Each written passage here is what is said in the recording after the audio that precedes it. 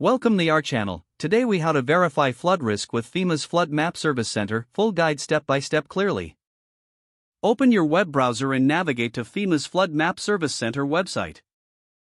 Once on the home page, look for the search bar prominently displayed. Enter your property address or the location you wish to check for flood risk. Click the search icon or press enter to initiate the search. The map will display your entered location on the flood map. Review the flood zone designations shown on the map. Take note of any labels indicating flood zones, such as A, V, or X. Zoom in or out as necessary to better understand the surrounding areas. If you need more details, click on the specific flood zone area.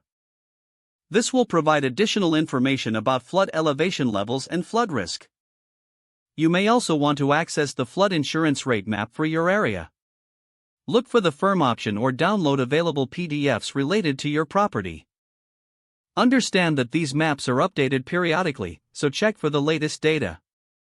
If necessary, consult the accompanying resources on the site for more context. Consider reaching out to local authorities or floodplain administrators for further clarification. Take the time to document your findings for future reference.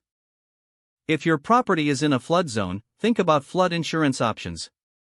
Stay informed about local weather alerts that may impact your area.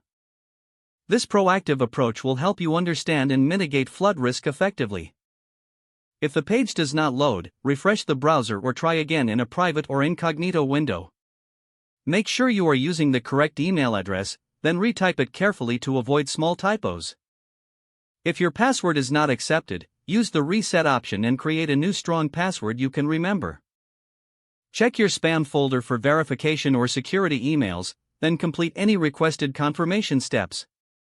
Enable two-factor authentication if available to improve account security and reduce unauthorized access risk.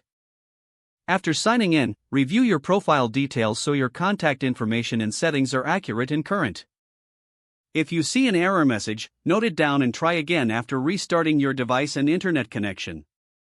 Log out when you finish, especially on shared devices, to keep your account and payment information secure.